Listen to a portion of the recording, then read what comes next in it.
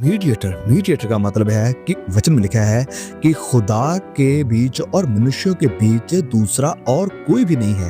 एक ही मीडिएटर है, एक ही बिचवई है और वो मसीह यीशु है। कोई रोमन कैथोलिक प्रीस्ट नहीं, कोई पॉप नहीं, कोई आपका फेवरेट मम्मी पापा नहीं, कोई आपका फेवरेट अपोस्टल नहीं, कोई प्रॉफिट नहीं, कोई रसूल नहीं, कोई प्रेरित नहीं, कोई भी नहीं।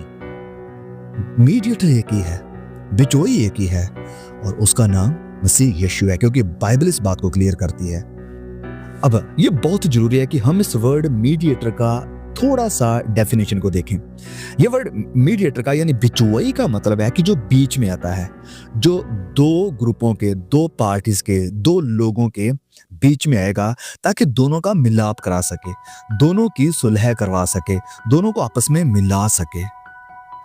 So the mediator has to make sure that the interest of both the parties are represented very fairly and there is no cheat in it, और कुछ भी किसी का नुकसान ना हो, कि फेयरली दोनों को रिप्रेजेंट किया जाए, दोनों को मिलाया जाए। और ये जो मीडिएटर होता है, इससे बड़ा जरूरी होता है कि वो दोनों पार्टीज को अच्छी तरह से जानता हो, पहली पार्टी को भी और दूसरी पार्टी को भी।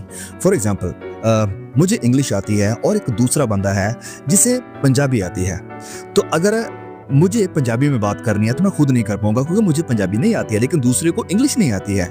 तो हमारे बीच में एक वो इंसान आएगा जिसे पंजाबी भी आती है और जिसे इंग्लिश भी आती है, ताकि वो हमारे बीच में मीडिएटर बन सके, हमारे लिए एक ट्रांसलेटर बनकर काम करे। और प्रभु यीशु ने भी वही किया।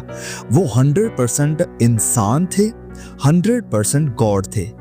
तो इंसान की तरफ से भी वो रिप्रेजेंट कर रहे थे अपने आप को, खुदा की तरफ से भी वो रिप्रेजेंट कर रहे थे अपने आप को।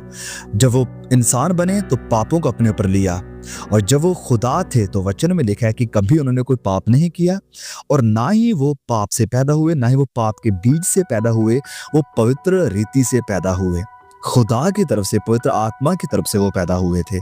इस कारण ही वाज डिवाइन, वो डिवाइन थे, वो पाप रहित थे, कोई पाप उन्होंने कभी नहीं किया था, किसी आज्ञा को नहीं तोड़ा था, वरन इस कारण वो पूरी और पूरी तरह से इंसान जाति को भी रिप्रेजेंट कर रहे थे और परमेश्वर को भी रिप्रेजेंट कर रहे थे, जो दोनों पार्टियों से वाकिफ थे, दोनों पार्टी से वाकिफ थे। एंड इसी कारण he is a perfect mediator, इसलिए वो बहुत ही परफेक्ट एक अच्छे बिचवाई हैं, और ऐसा मीडिएटर कोई नहीं हुआ इंसान जाति में और ना कभी होगा, क्योंकि कोई भी ऐसा नहीं है जो सिनलेस है, जो पाप रहित है।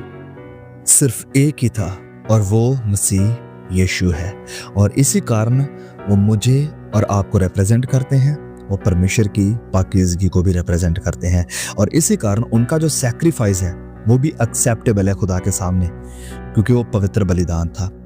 तो प्रभु यीशु इस दुनिया में पैदा हुए और ऐसी जिंदगी गुजारी जो हम कभी गुजार नहीं सकते थे, और ऐसी मौत को अपने ऊपर लिया जिसे हम ले नहीं सकते थे, ताकि परमेश्वर के जस्टिस को, परमेश्वर के न्याय को सेटिस्फाई करें, और परमेश्वर का सारा प्रकोप जो हमारे ऊपर आना था उसे अपने ऊपर ले ले।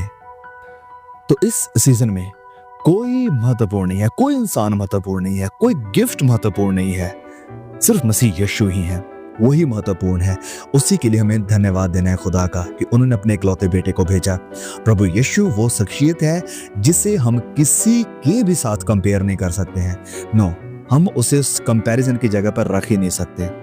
ही इज बियॉन्ड कंपैरिजन, वो कंपैरिजन के परे है, बाहर है, क्योंकि वो हमारा पापों से उद्धार करने वाला है। ही इज अ सेवियर, वो हमारा सैंक्टिफायर है, वो हमें पवित्र करने वाला है, वो हमारा चरवाहा है, अच्छा चरवाहा, अ गुड शेपर्ड। और मसीह यीशु हमारा मीडिएटर है, हमारा बिचवाई है, परमेश्वर से हमारा मिलाप करवाने वाला।